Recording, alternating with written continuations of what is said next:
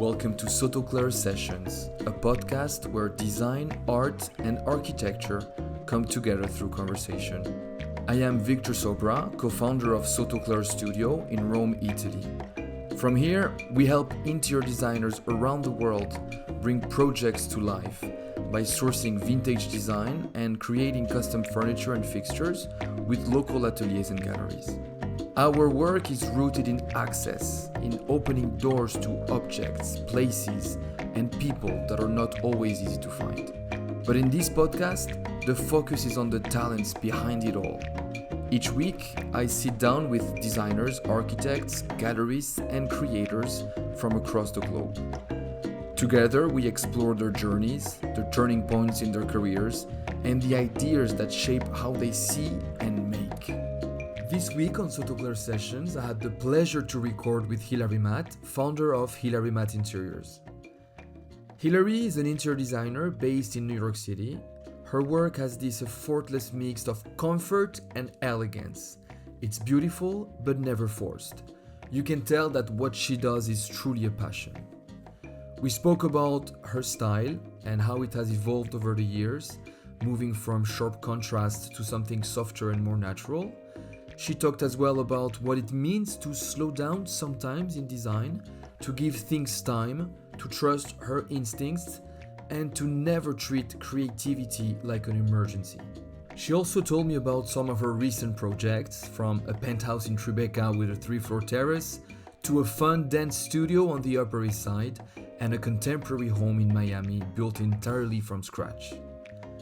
Hilary has this calm, grounded, and delightful way of seeing design and life, and you can feel it in every word and in every space she creates. I hope you'll enjoy. See you on the other side. Hi, Hilary. Thank you for having me. I'm so excited. It's a pleasure to have you here with us today. I've known you for months now. I've been following you on Instagram. I had the full glimpse into your beautiful work, but also your lovely family. And Thank to be you. honest, all of these projects across the US. Everywhere. So when you launched your interior design firm, what was your mindset back then? Who was the Hilary at that time? So at that point in time, I wasn't really sure. I sort of took a leap of faith going out on my own. Prior to that, I had worked for another designer for 7.5 years. And I left her when I was pregnant. I was about 8 months pregnant with my first son. So the plan wasn't to leave and go out on my own. The plan was sort of to, have a baby and then figure it out. And as soon as I left her, I was bombarded with calls and texts from friends of friends who were all moving. A lot of people were buying new apartments in the city, were buying their first apartments in the city. People were moving out of the city, buying homes, and everyone wanted my help. So I was shocked and I just sort of started helping everyone. Most of the projects that came to me at first were smaller projects. So it was, one room or a couple of rooms, or someone was moving with their old furniture and wanted to fill in with a few new pieces. Some people just needed help accessorizing. So I did all of that stuff, and it sort of just grew from there. Before working with this interior design firm, you were in the fashion world, right? Yeah, so I went to school and I studied apparel merchandising. My dream growing up was always to move to New York, be in the fashion industry. I thought it was like the most amazing industry to be in. I was like, how could I do anything else but fashion? When I was in college, I had an internship in New York City in the summer. And it was a women's contemporary showroom, and I worked for them, and they offered me a job for when I graduated. And at that point in time, it was 2009. It was a recession. So I took the job. I was super excited about it. I moved to New York right after school, and I realized soon into the job that I hated it. The fashion industry wasn't everything that I thought it would be. It was extremely cutthroat. It was fake. There was not a lot of money in it. And so I sort of sat for a second and I was like, is this what I want to do? So I did some soul searching, and a friend knew someone who was an interior designer who was hiring. And she said to me, I'm not sure if design is what you want to do, but I feel like she would be a really great boss and you should talk to her. And interior design was always something I was interested in. As a little girl, I would move around the furniture in my room. I would always want to redecorate it. I remember helping my mom pick out furniture for our house. And so I met with this designer and I really liked her. And I remember being on the phone before I quit my fashion job with my mom and trying to decide if I should actually do it. And I was like, what am I doing? Of course, I should give this a try. I could always come back. And so I took the job and I was with her for 8 years. I learned everything from her. I feel like I learned more from her than I would have from being in school. But then also on the weekends and nights, I took some classes at the New York School of Interior Design to learn how to do the computer programs, scaling. And I realized that it was my passion and it was the right fit for me. I hear that Yeah. you're very harsh with the fashion world, but is It's there not for me. is there this something that you carried with you from this fashion experience in this new life, or nothing at all? I mean, believe me, I still love fashion. It's still like a very big part of my life. I mean, I love it. And I feel like it does go hands in hand with interior design. Dressing a room is sort of like putting together an outfit, except you can't change it as quickly. So I do really believe that when you're doing a room, it should be a little more timeless and you can have a lot more fun, I think, with an outfit that you could take off at the end of the night and never wear again. But I think that the two worlds totally go hand in hand, and fashion is still a really big part of design, and especially design that I do. Every one of my projects is not exactly the same, and, when I present to clients, it's not you get what you get and you don't get upset or like, "These are your 3 options, and that's all you have to choose from." I'm really collaborative with my clients and getting them exactly what they want. That being said, I do feel like there is a Hilary Matt style, but there's certain pieces depending on the client or depending on the project that get mixed in. I have some clients who want a vintage flair. I have some clients who like more mid-century. So I do feel like there's sort of this common thread that runs through all of my projects. Traditional, I am not. You would not want to hire me if you would like a traditional home. I wouldn't know how to design that way. It's not my thing. So I would say that I teeter sort of on the edge of modern, transitional, comfortable modern, um, is something that I feel like I always say about my style. I mean, I would never decorate or design a room that no one can sit in and no one can touch. Everything I do, I want to be livable. I want my clients, their kids, their dogs, their pets to be able to use it. I really love a comfortable, livable, timeless space. Have you ever left a project and felt as though you had made a home you did not get to keep for yourself? No. I feel like at the end of a project, I'm like so happy to turn it over to my clients and to give them a chance to enjoy it. Nothing makes me happier than when my clients text me pictures of themselves like using their spaces or, their kids enjoying it. On the first night of Passover, I received a text from a client who we got renovated his apartment on Park Avenue and he was hosting his first, family dinner at the table. And he sent me a picture of his beautiful dining room and, wrote me a really nice message about how special it is and thank you for all of our help. And, getting pictures like that and seeing my clients actually be able to use their spaces and entertain and enjoy, nothing makes me happier. So I love seeing my clients use their homes. Yeah, because in the end, you're kind of obliged also to create an emotional connection with them, right? To better understand their style, their needs. Totally. Yeah. But, because I design so much for my clients and their needs and their wants and their families, it really feels like theirs, and so I'm always happy to just hand it over to them and start the next project. So in the end, you get to change dress every one and then, like in fashion, because you create an interior and then you just move to another one and you let it live. Exactly. Exactly. Yep. Now let's talk about your home. I saw that you had a beautiful home in Wainscott. That was the first home that my husband and I purchased together. So we were really excited to have our own space and sort of start from scratch. It's my family's happy place. I'm going there tonight, actually. I'm so excited. It's our happy place. It's our escape from the hustle and bustle of the city. I have 2 little boys, so nothing makes them happier to be able to like run around the backyard or play basketball. So when we first got this home, I was really excited to make it our own. We did some construction to it, and obviously, I decorated the whole space. And I was really excited to showcase my work, my own taste, not my clients, but everything that I wanted in the home, and also for it to be a Hilary Matt showroom for all of my favorite vendors and artisans, pieces I had been collecting through the years. I purchased a bunch of vintage pieces long before I had my home and I was storing them. One sort of challenge I had with the home was designing it with my husband, which was a real eye-opening experience for me. This is my job, this is what I do, and I was sort of just expecting to be able to do it all myself, but my husband was actually probably one of my hardest clients I've ever had. He was extremely opinionated, and his style is a little bit different than mine, and what he envisioned was different from me. So it really was a learning moment for me to work with my husband and treat him a little more like a client than my husband. And I think, we ended up with a beautiful home that really embodies the both of us and our family. It was really interesting how that worked because I was just sort of expecting to go in and do everything without anyone telling me what to do. And was the final result close to what you had imagined? Yeah, I did a lot of convincing, I think, and I got him to change his mind on a few things. There were some things he didn't budge on, but in the end, it ended up almost exactly how I envisioned it to be.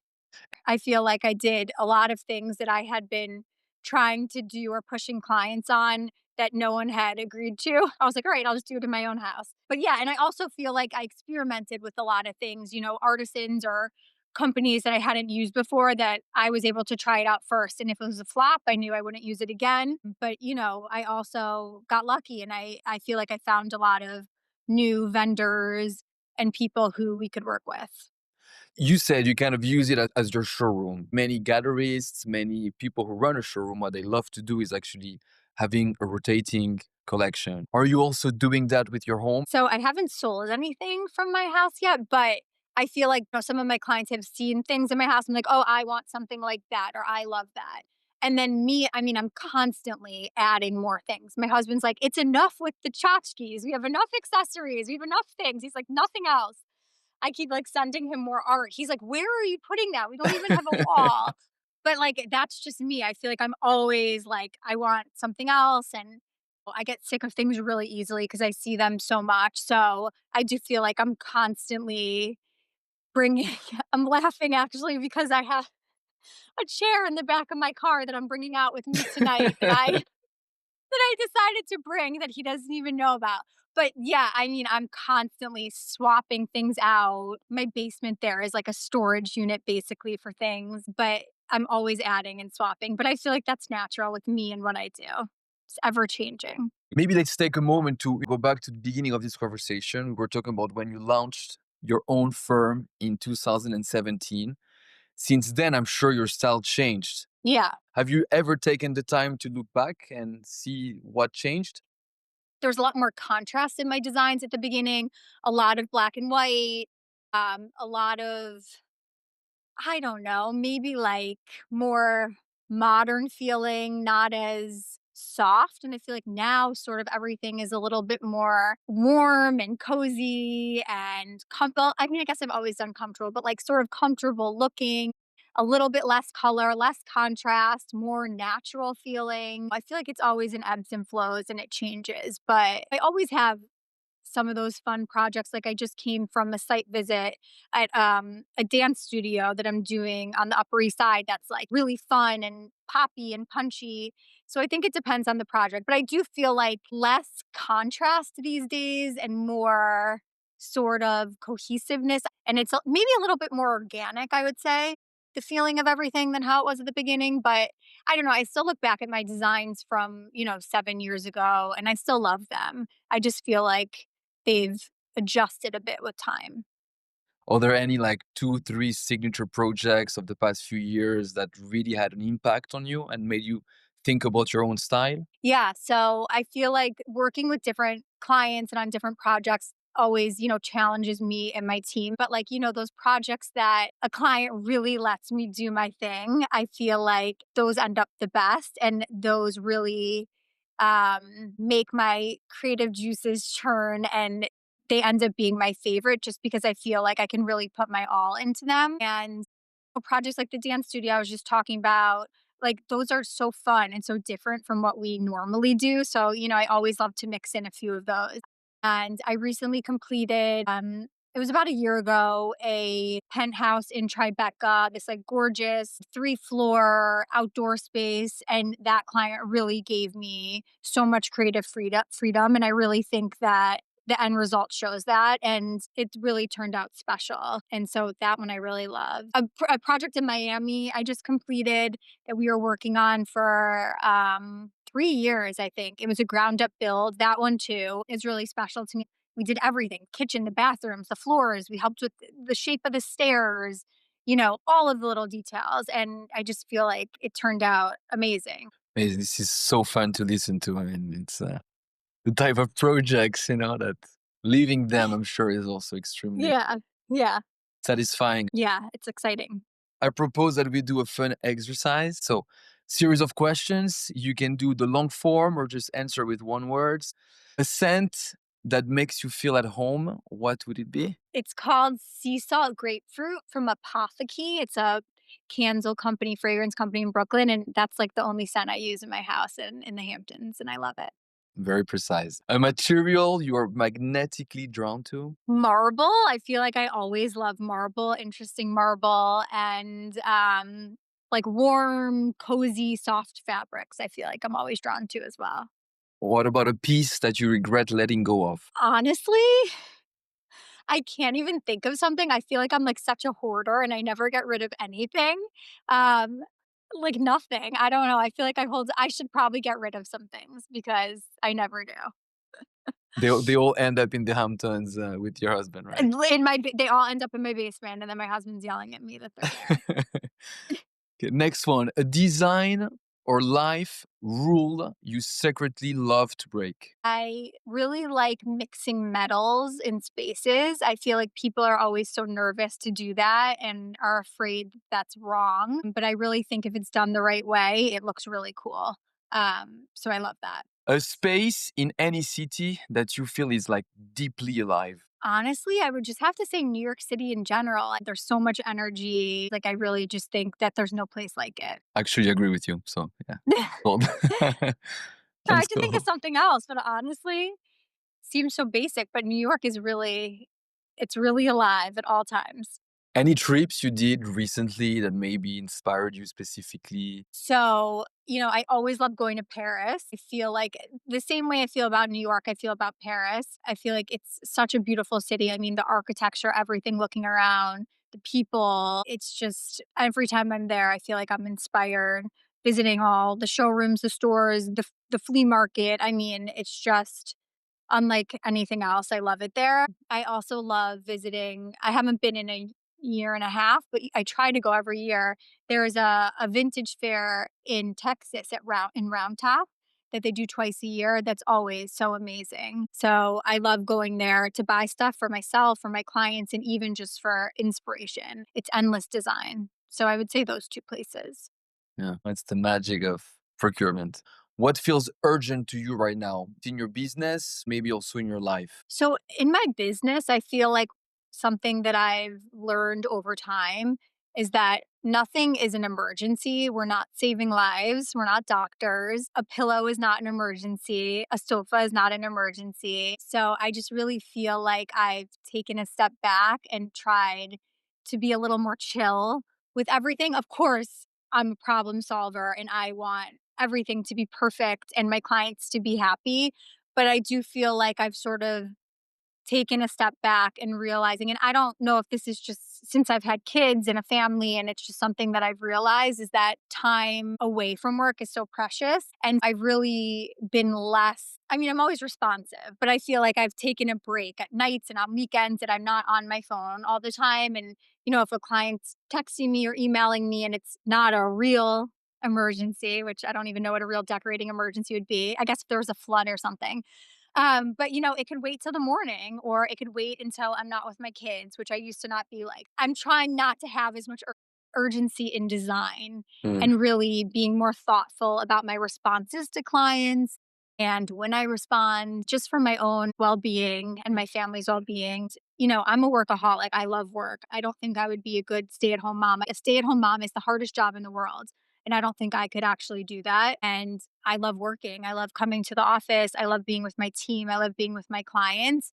But I've realized since having a husband, having kids, that there is a time and place for work. And I need to shut off sometimes and I can't be available 24/7. And like I said before, I'm not a doctor in a hospital saving lives and it can wait. So I think that's definitely what I've learned from it. Amazing. Thank you, Hilary. If people want to reach out to you, what is the best way? Instagram, hello at Hilary Matt, which is a general email. They can email there, and on my website, all the information is there. Well, thank you so much for being part of this conversation, Hilary. Thank you for having me. Of course. Thank you. Bye. Thank you for listening to this episode. We hope you enjoyed it. You can find more information about us on sotoklerstudio.com. Thank you. What is your definition of design, Monsieur Eames? One could describe design as a plan the for arranging Venetian. So we created the dialogue between them, Cioè tu and entrando we qui hai didn't la try to sensazione di entrare a play. casa mia. Ed è When quello it che mi comes to piace the fare, emotional accogliere le attachment of that, persone che mi vengono a trovare I get come really attached to the veramente una flow casa. of homes. E quindi